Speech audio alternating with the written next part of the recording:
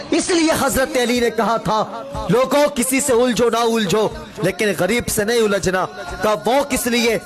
کہا طاقتور سے الجھو کوئی تو وہ طاقت سے بدلہ لے گا، اور اگر غریب سے الجھو گے اس کی آہ نہ خدا کے عرش سے ٹکرائے گی. اللہ اکبر. جب خدا بدلہ لے گا نا بچانے والا نصیب نہیں ہوگا، بچانے والا نصیب نہیں ہوگا.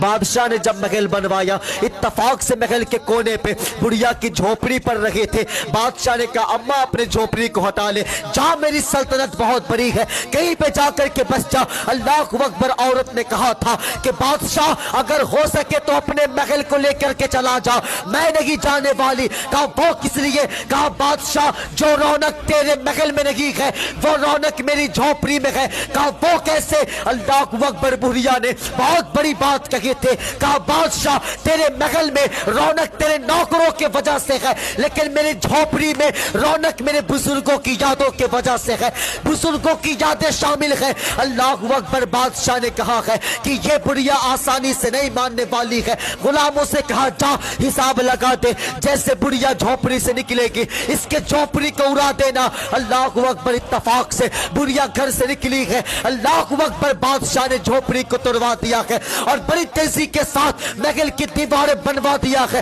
شام کو جب بڑھیا گھر کو لوٹا ہے دیکھا میری حویلی نہیں ہے، میرا گھر نہیں ہے. ہائے میری قسمت، میرا گھر کہاں گیا ہے؟ کسی نے کہا ہے اماں وہ تو بادشاہ نے توڑوا دیا ہے.